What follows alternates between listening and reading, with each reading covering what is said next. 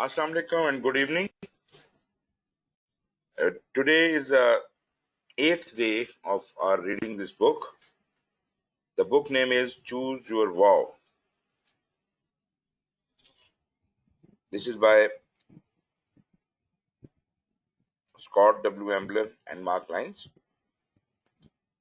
We have so far covered 6 chapters of this book. That was the first section. Today we are starting off with the second section, and we have got another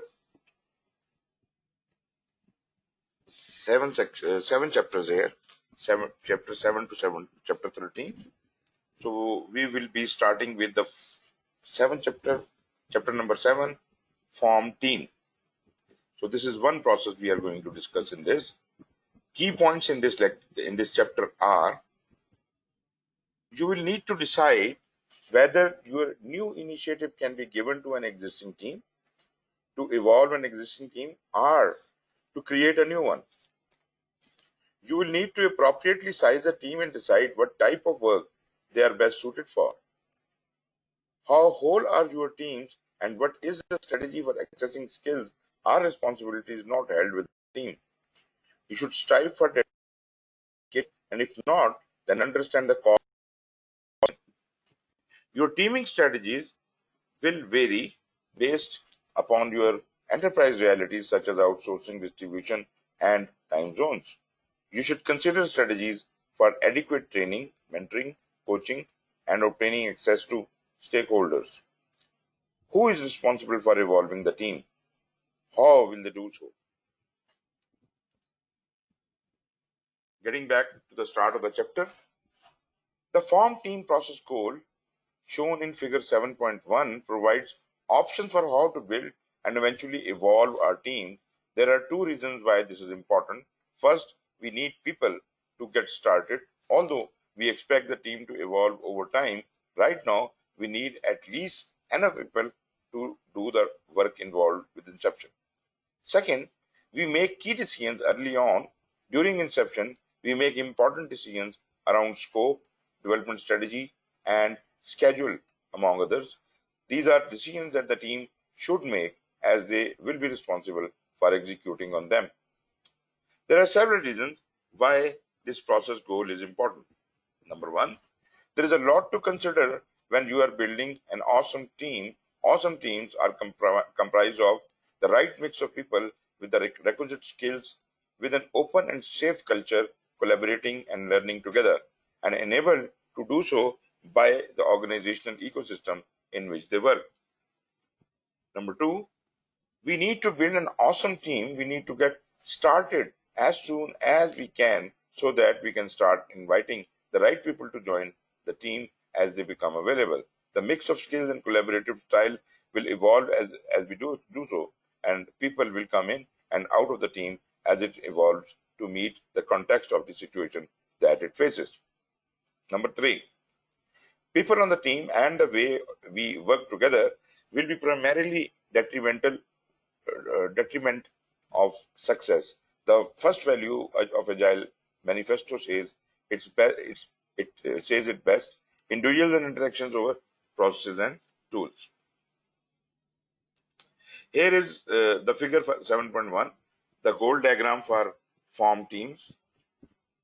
We have got form team as a process, version 3.2, and the options we have. Number 1, source of team members.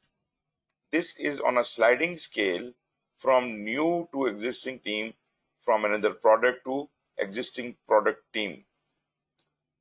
Team evolution strategy, again on a sliding scale from management makes changes to team lead make changes and team evolves itself. So the highest level is shown in bold. Size of team, again on sliding scale from large team of teams 30 plus people to medium team of teams 10 to 50 people to medium team 10 to 30 people and to small team 2 to 15 people, and that is the best option. Structure of team: single open source these are not options, but you can these are options, but you can pick any one of them. Internal open source, feature teams, component teams, and preferably the single team. Member skills on a sliding scale from generalist to specialist to generalizing specialist. Team completeness on a sliding scale from ad hoc to specialized team to whole team. Team longevity sliding scale from ad hoc to project team to stable product team. Geographic distribution on a sliding scale from fully dispersed members to distributed subteams by function to distributed subteams whole to partially dispersed members to ultimately the co-located one. Organization distribution, again on a sliding scale from outsourcers to contractors to consultants to multi-division FTEs to single division FTEs. Here, multi-division FTEs has been shown in bold. Time zone distribution, multiple time zones, no overlap, sliding scale to multiple time zones, less than 5 hours overlap to multiple time zones, 5 or more hours overlap, and the best option is same time zone. Support the team. This is not ordered. Anything could be true. Stakeholder access, training, mentoring, or coaching, and availability of team members on a sliding scale from as needed available to ongoing part-time to dedicated, which is preferred approach. To form and later evolve our team, we need to consider several important questions. Where will team members come from? How do we intend to evolve the team over time? How large should the team be? How will sub-teams be organized if we need them? What type of team members do we need? How complete will the team be? How long will the team exist? Where will team members be located? What organizations do the team members come from? What range of time zones are team members found in? How will we support the team? And how available will team members be? Source of team members, we need to determine how to source our team members.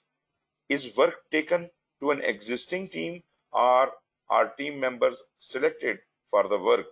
This decision is one of the most important of all our organizational decisions. Using existing product teams is an important and fundamental step towards optimizing agility. Stable, long-term, small, co-located, dedicated teams should be our goal if we expect our teams to grow high-performance delivery machines, race car.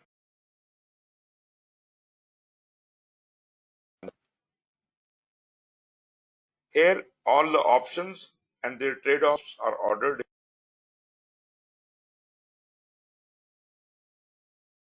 Work existing team that has worked previously and understands the domain. The trade-off is the team understands the product domain and how to navigate the organization, making it more effective. The team has established velocity, which makes forecasting more accurate. The team has likely gelled and works well together. Long-standing teams may make some team members feel trapped in their role, necessitating opportunities to transfer between team people management. Next option is existing team from another product. The team has worked together for some time, but on another product and perhaps even another domain.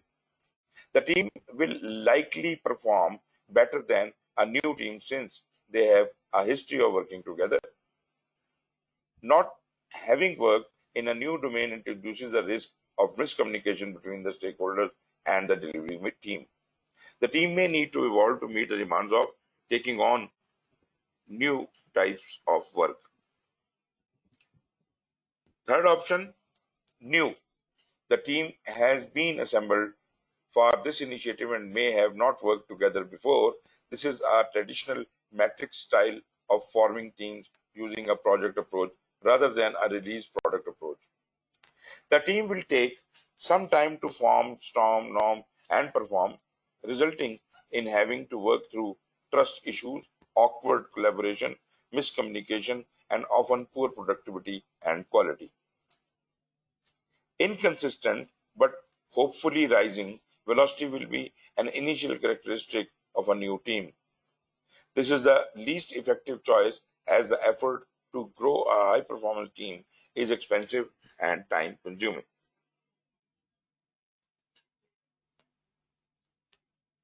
Team evolution strategy.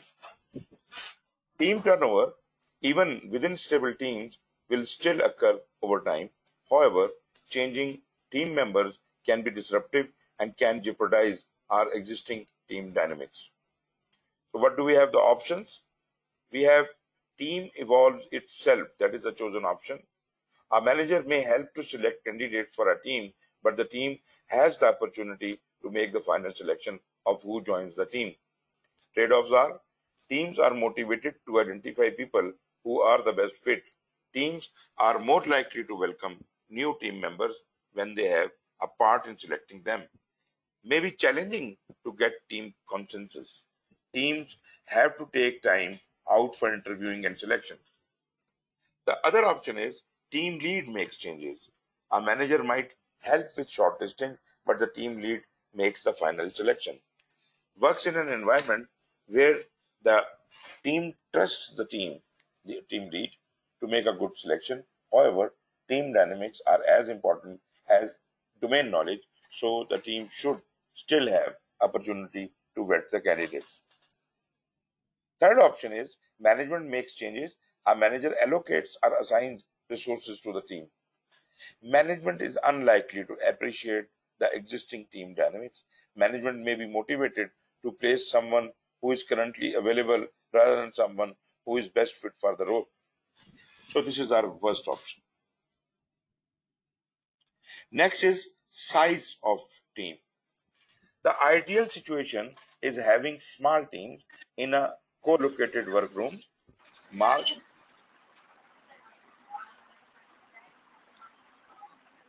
Sir, Assalamualaikum. ji, Assalamu alaikum, Janab. Mark likes to say, I should be able to have conversations with any team member without leaving my seat. However, we have also seen larger teams by quite successful despite two pizza strategies. Our inconsistencies in teams no larger than 7 plus minus 2 people, half of agile teams are 10 or more people in practice. Having said that, team success rates drop the larger the team becomes. It's important to note that the size option is in the following table purposefully overlap one another because there are no commonly accepted definitions for team size. Small team 2 to 15, a single team of people, see figure 7.2 for a common organization structure. So the trade-offs are small teams are more effective for collaboration, may be more difficult to establish whole teams who have all the skills and authority to do the work required.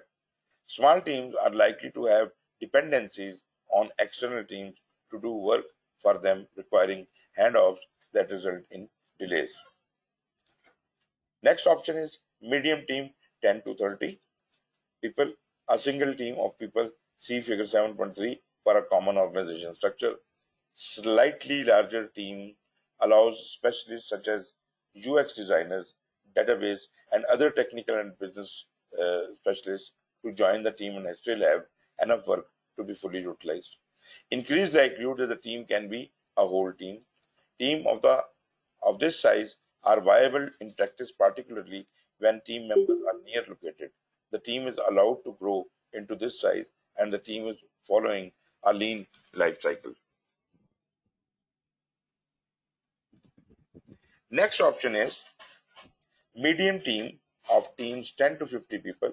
The medium sized team is organized into a collection of small sub teams, see figure 7.4 for a common organization structure. Trade-offs are each sub team should be whole, thereby gaining the benefits of small teams. Sometimes individuals will be members of several sub-teams. This adds scheduling complexity and risk to the sub-teams and stress for the individuals. Coordination is required between sub-teams, adding risk and overhead. Coordination can typically be accomplished via a scrum of scrums, which is a second daily coordination meeting comprised of representative from each sub-team. Last choice is large team of teams, 30 plus people. The large team is organized into a collection of small sub-teams, see figure 7.5, for a common organization structure, typically requires more complex collaboration mechanisms than an SOS. In particular, for requirements management, team management, and the technical management, see the coordinate activities process goal in chapter 23. So, first diagram is 7.2, potential organization of a small DAD team. Here we see small DAD team on top and supporting casts on bottom, and they produce the consumable solution. So, what do we have in small DAD team? We have the team lead or the architecture owner, we have the team members, and we have the product owner. And in supporting cast, we have technical experts, domain experts, and independent testers. In figure 7.3, potential organization of a medium-sized DAD team. Here we have team lead, product owner, architecture owner, specialists, and team members. So these are two new roles here, and they will produce the features and components which will produce a consumable solution, and they are supported by a technical expert, domain expert, and independent testers. Figure 7.4, potential organization of a medium-sized team of teams. Here again, we have the same DAD team, but here we have team member, team lead, product owner, architecture owner, specialist, and team members. And they will produce the feature oblique component. And in support, we have got a technical domain and independent tester.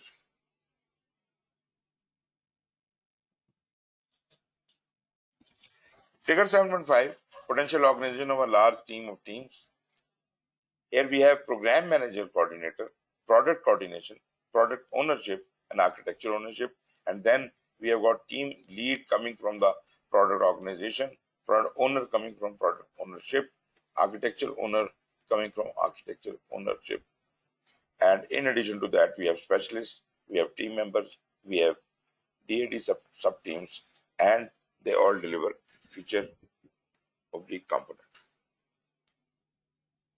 And the supporting cast here is technical expert, domain expert, independent expert, and integrators.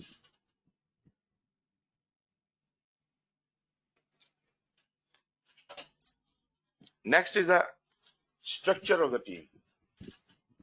We will need to decide if each of our teams build pieces of a solution and whether we rely on other teams to complete our work. Options in ordered manner are, first of all, is a single team, one whole team where the team has all the skills required to get the job done, makes for most effective learn makeup. Trade-offs thus greatly reduces and sometimes eliminates dependencies outside the group, which would inhibit the team's ability to deliver reliability. Can be difficult to form a whole team, particularly in organization where some staff members are still highly specialized. Second option, component team. The team provides a component or part of the solution which is consumed by other teams or solution, also known as a service team. Trade-off, useful where there is a need to govern aspects of the solution such as security framework so that they are appropriately designed and supported. Can be efficient where there is a huge degree of specialization method involved, can result in bottlenecks and inefficient resourcing when other terms are dependent on the work of this, these teams.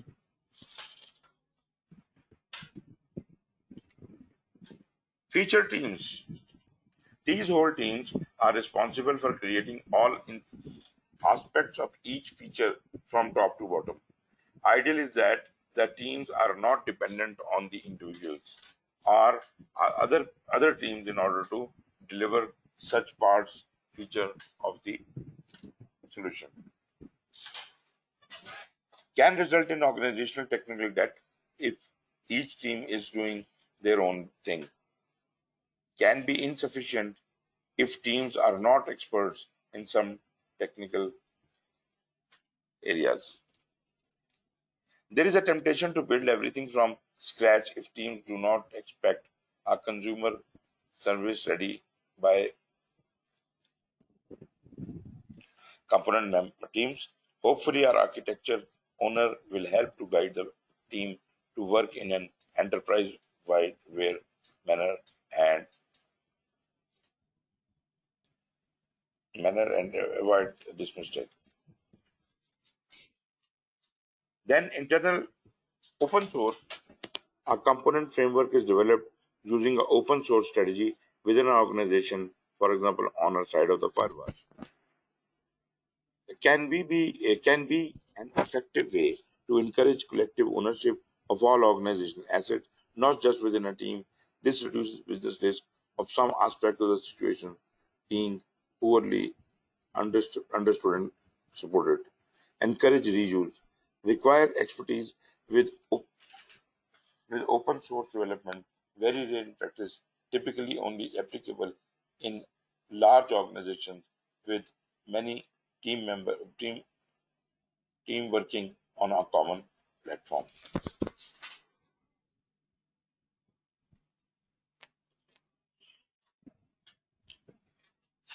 Member skills.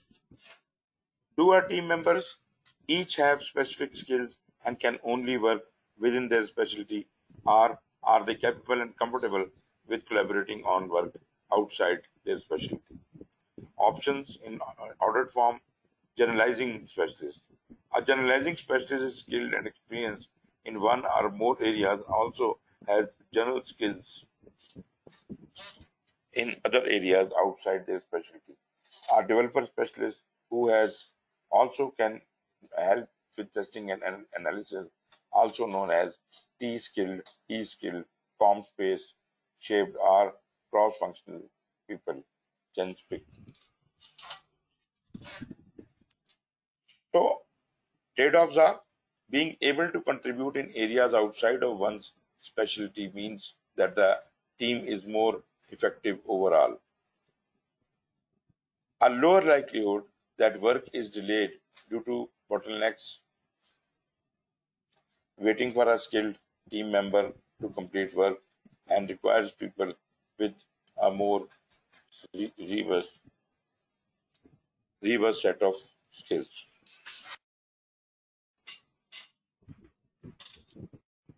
Specialist individuals who are skilled only in one specialty, such as testing, programming, or analysis, trade-offs are effective when there is little need to collaborate with others to work to complete work. For example, we don't need to be agile.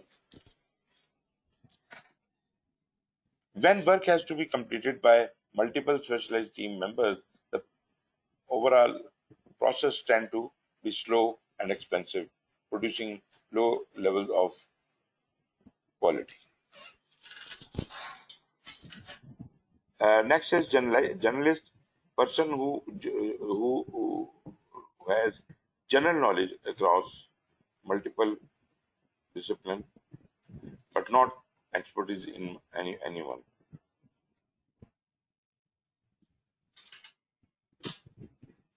The trade-offs are generalists have the potential to be leaders or managers because they can often see the bigger prize.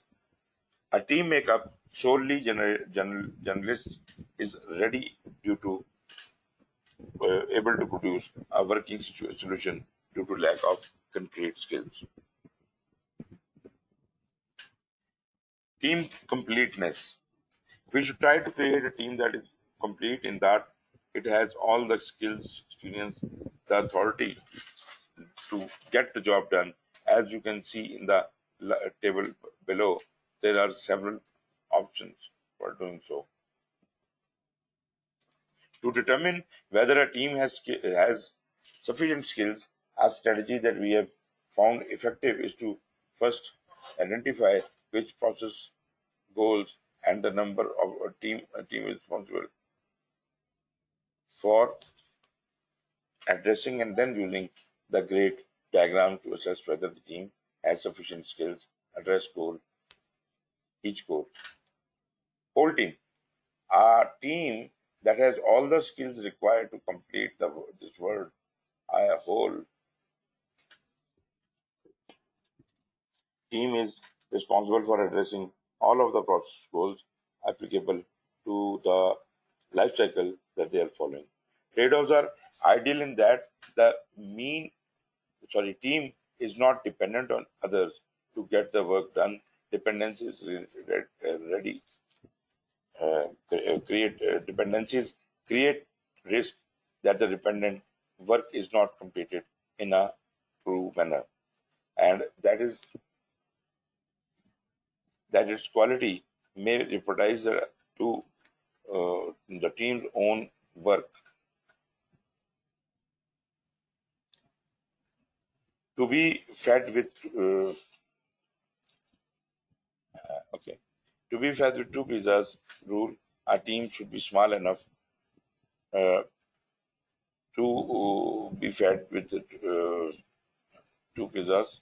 It in organization where people are still mostly appreciated, we will have larger whole teams compared with organizations where people are generalizing specialists with a small, robust set of knowledge.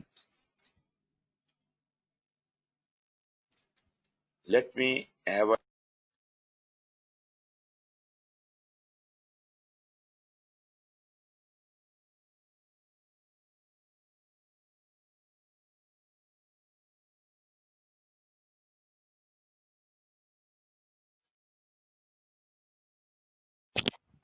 okay. Next option is specialized team, a team that is skilled in producing a particular type of work, such as a data group or a testing team.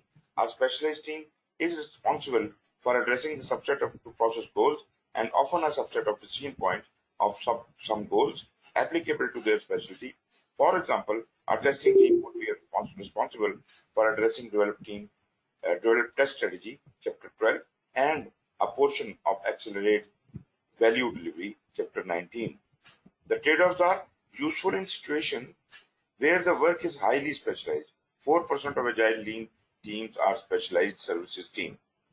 Results in dependencies across teams, which is inefficient, requires coordination, and increases delivery risk. Then the last option is ad hoc. Teams are formed of people who may work well together but who may not have sufficient skills to complete the work. Less efficient than other approaches because of a lack of cohesion. Teams who work well together can make up in part for the lack of cohesion. Set of skills get the work done. Next we have a cartoon. Three ladies again. The first one is saying we are moving away from project teams. The second one, long-lived teams are more productive and satisfying for the people on them. And the third lady says, but don't worry, we will help the project managers move into new roles. Team longevity. This is one of the key decisions when building a team. Teams that stay together long term are most likely to gel and become high performance teams.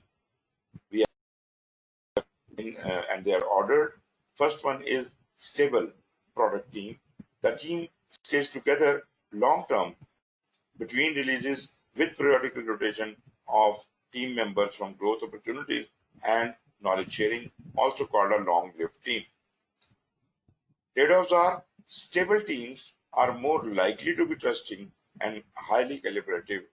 54% of agile lean teams are stable, long-lived teams. Avoid the tangible and substantial cost of disbanding teams. The forming, storming, norming, and performing journey for teams is expensive and time-consuming. Next option is project team. Team is resourced and formed in classic project style specifically for a new initiative. And the trade-offs are team productivity and quality is initially poor until the team gels. 42% of agile lean teams are project teams.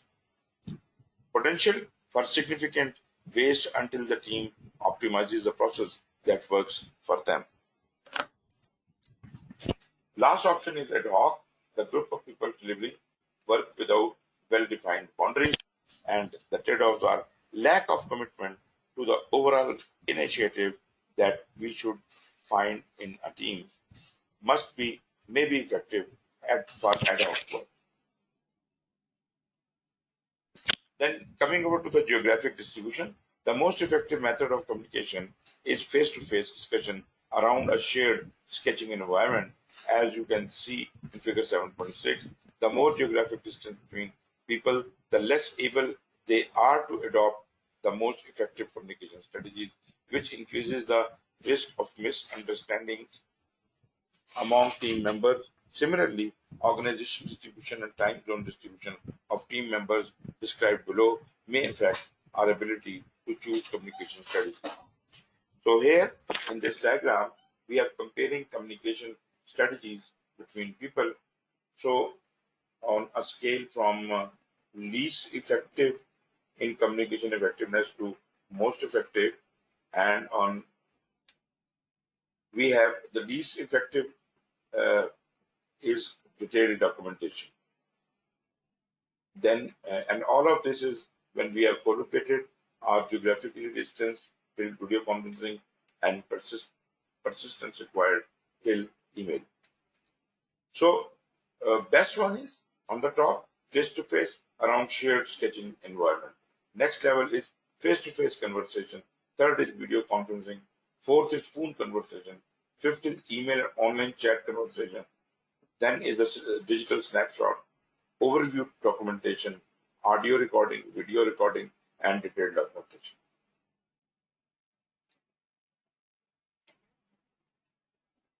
This reality in most organizations is that co-located teams are the exception rather than the rule due to flexibility, work at home, policies, and organizational distribution.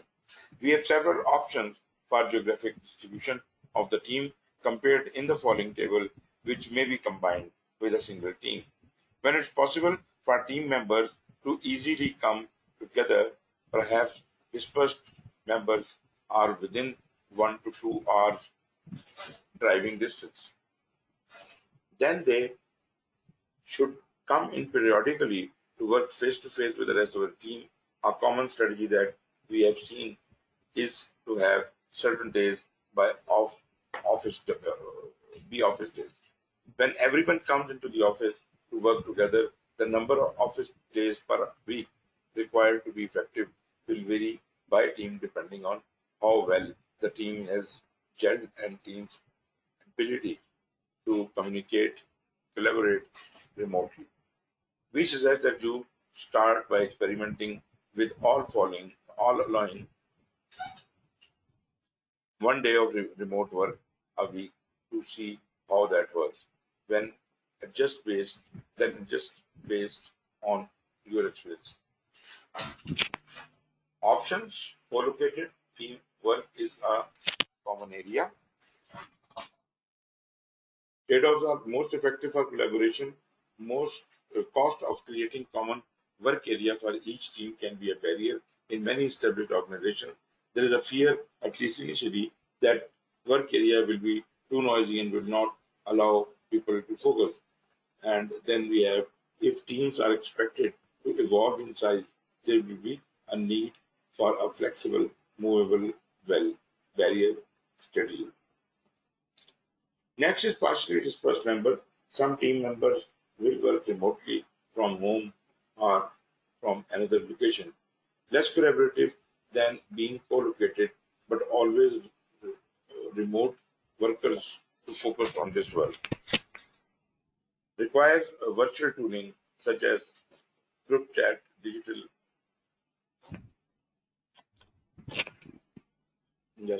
group chat, digital task boards, virtual whiteboards, and video conferencing.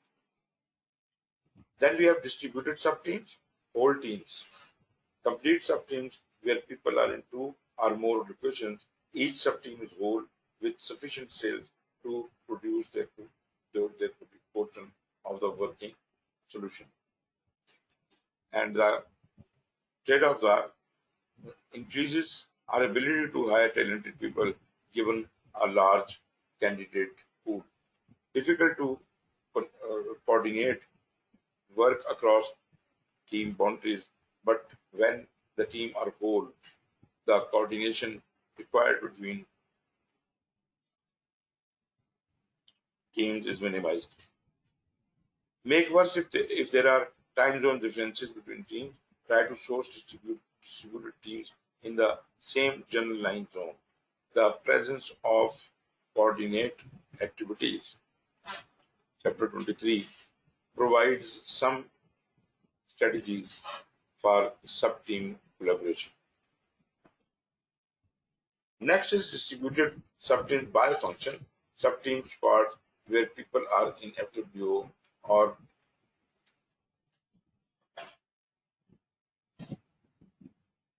just a minute.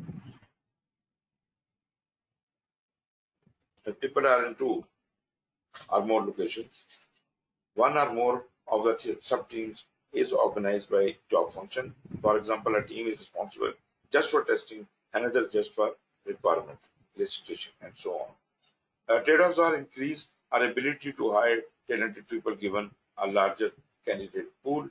Very difficult to coordinate work across team boundaries because there will be significant coordination required between the teams.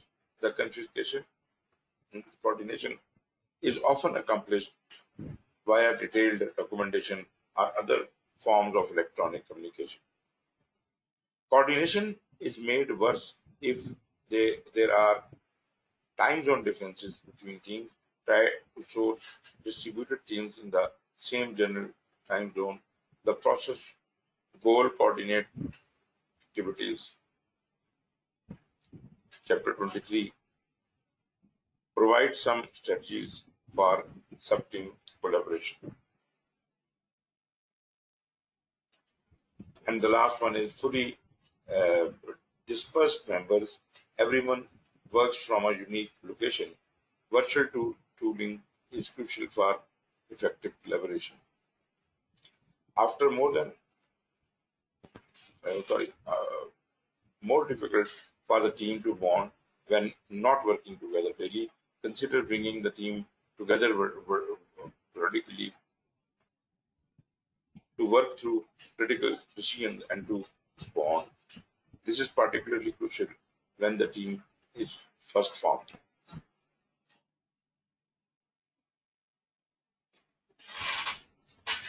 Organizational distribution. Sometimes people form several organizations or several areas within the same organization, may be part of the team. As you see in the table below, there are several organization distribution strategies that may be combined. Because of the organizations involved may be in different locations, the decision point may be contained.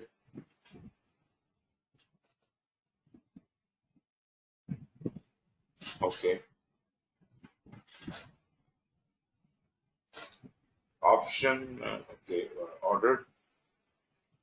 Single division full-time employees, FTEs. All of the people from the organization come from the same division on our line of business, LOB. Simplifies project management issues because everyone is in the same reporting structure. The priorities and cultures of other divisions may not be well represented, leading to decisions that are not only enterprise aware, greater chance of working in an enterprise aware manner, and that is for multiple team FTEs, often motivates creation of geographically distributed teams, often motivate addition of people to the team simply because they are from certain good group instead of being the best fit for their position. Organization politics and different organizational style may hamper the team's ability to work together.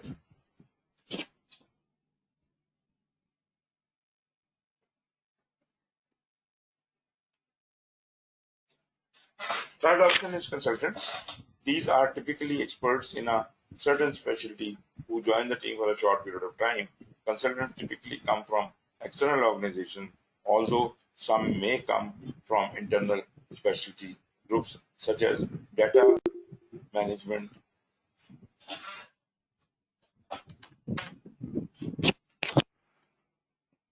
reuse engineering, or a center of excellence COE. Trade-offs are great way to bring expertise into the team, particularly when members are tasked with sharing their skills and knowledge with others. Consultants lend to have greater motivation to learn and be effective in their role. Can motivate some FTEs to leave the organization to become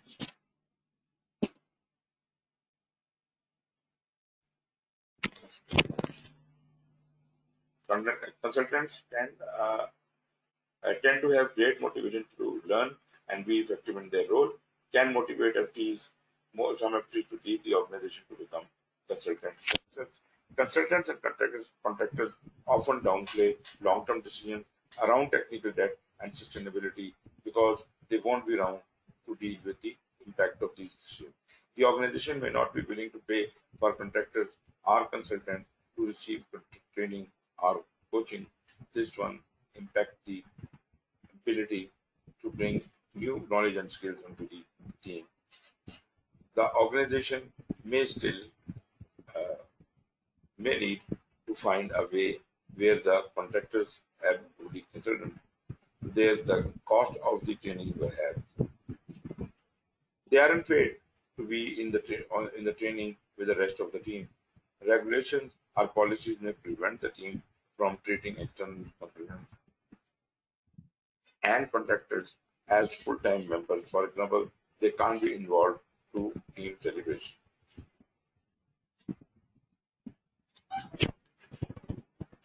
Regulations or politics may limit the amount of time that external consultants and contractors are allowed to work for the organization. Then we have another player, contractors. These people are provided by an external service provided to augment the organization's staffing for a long period of time, usually for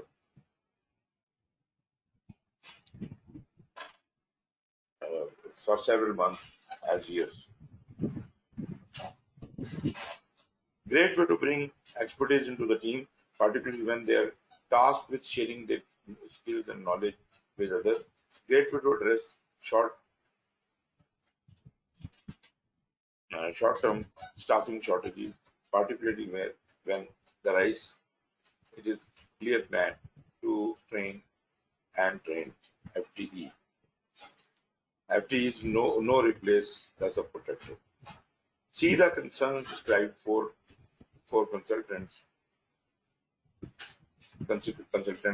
consultation. Once training, checking, short-term thinking, and regulatory challenges.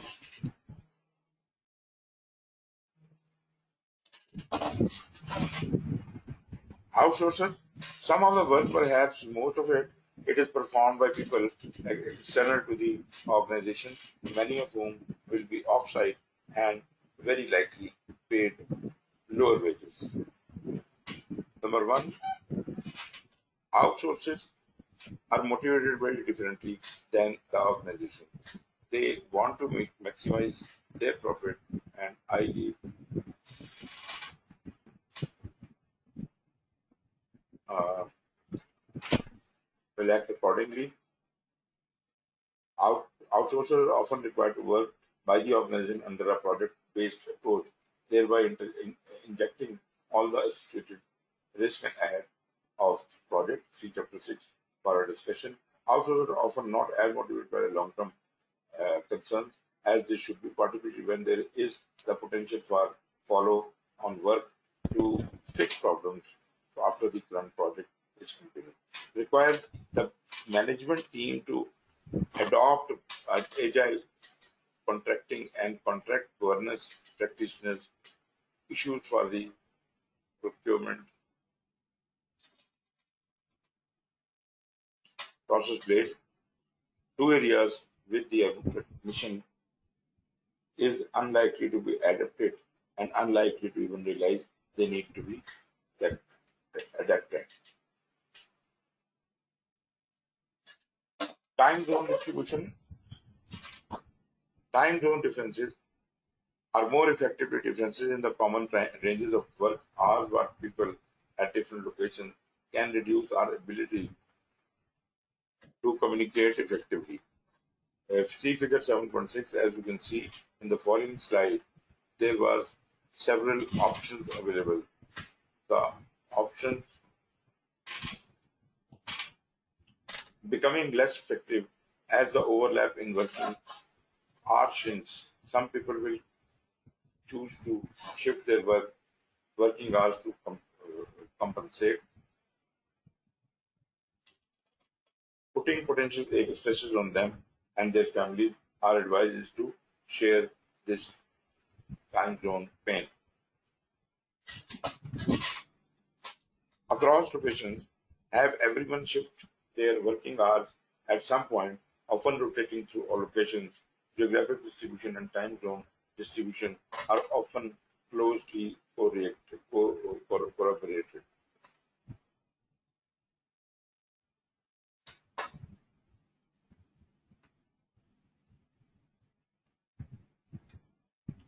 Closely correlated, in particular when the geographic distribution is longitudinal rather than latitude.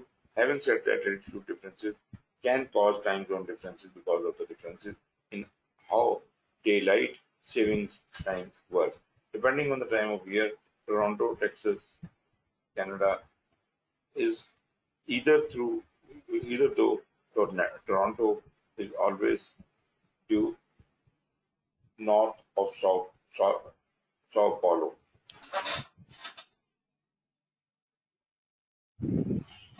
Option one,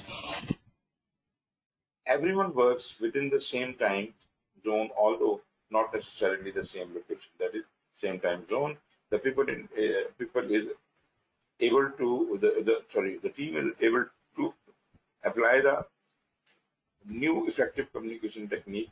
Very easy to schedule virtual working sessions and coordination meetings with people in different locations.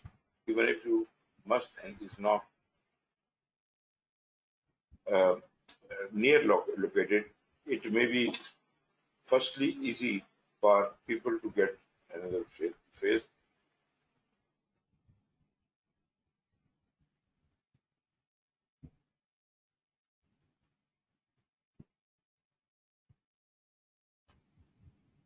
Okay. Multiple time zones, 5 or more hours of overlap, reasonable easy, although restricted ability to schedule virtual working sessions and coordination meetings, greater need for less effective communication strategies such as email and documentation during non-overlapping work periods. Multiple time zones, less than 5 hours of overlap, offers the potential for the organization to staff the team from a wide range of locations. The team will benefit from a wider range of views and cultures, opportunity to take a follow the sun approach to development where team in different time zones hand off to one another, potentially achieving a 24-hour development day across the business.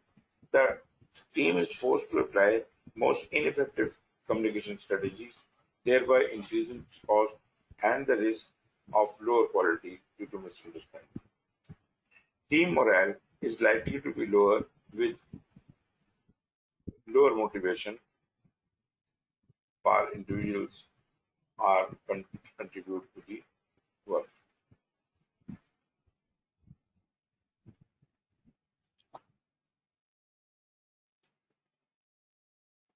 Support the team. How will your organization enable the team to work effectively, to learn, and to improve over time? Option one is not ordered coaching, accelerates learning about agile and lean ways of working. Coaching also helps teams to understand how to work effectively together.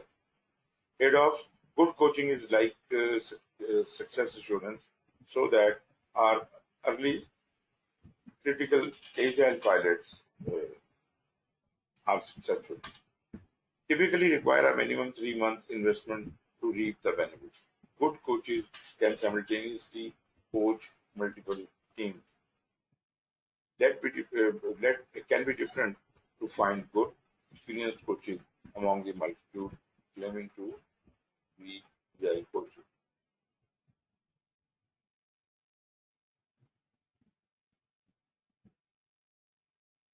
Okay, training. Getting all stakeholders, both IT and business, on the same page is an important first step of an agile transformation. Typically, 2 to 4 days of disciplined agile training are required initially, with additional specialization training such as a product ownership or test-driven development to follow as needed. Most Scrum training is inadequate for enterprise class situation as it tends to gloss over the inception and transition portion of the life cycle and will be all but ignore technical topics such as architecture, testing, and development. Mentoring, one-on-one guidance to help transfer knowledge to all team members. Best done for all stakeholders such as executive managers and team members. Both business and IT should receive mentoring. The most expensive but valuable team support option requires that the mentor has a deep understanding of discipline, agile, and years of experience in many contexts. Stakeholders will need to be educated on the importance of sharing all relevance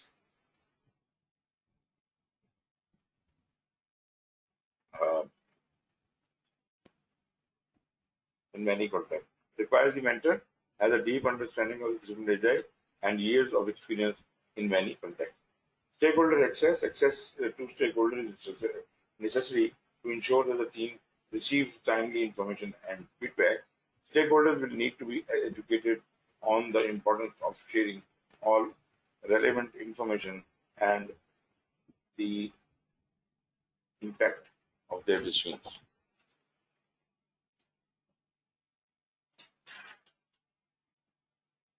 Availability of team members. We will need to determine the availability of each team member on the team. A critical consideration is whether our aim is for our team to be productive or whether our aim is to ensure that everyone is fully utilized, possibly through assigning them to multiple teams. People need slack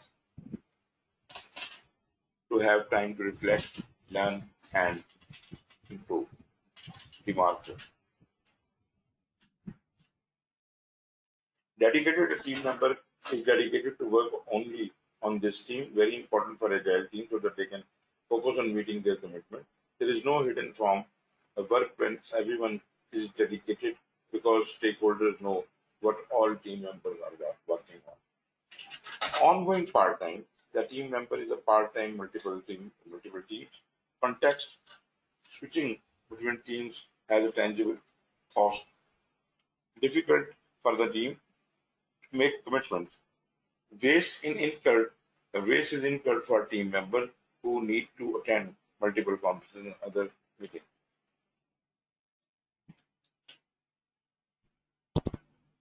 When someone is working on work items from multiple teams, then the team does not have good visibility into what they are working on. As needed, available, the person is brought into the team on an as needed basis, common with highly specialized people who are required by multiple teams, difficult to plan for because availability of the person can be hard to predict. Disruptive to the team, resulting in long drawn out efforts. This brings us to the end of chapter 7, and I suppose we should stop here as if we can start chapter 8 tomorrow. So, any comments, Moses? Sir thank you very much comments कोई नहीं, बस आज एक trouble ये रही sir, आज आपकी screen नहीं देख सकता था मैं. Can't hear you. I am saying कि आज आपकी स्क्रीन नहीं देख सका सर मैं. Okay. Right then. आप स्क्रीन अवेलेबल नहीं थी, ऑडियो अलबत्ता क्लियर थी, तो आज से मैं सुन सका हूँ, आज पढ़ नहीं सका. And tomorrow we'll start with chapter 8. ठीक सर, ठीक, थैंक यू.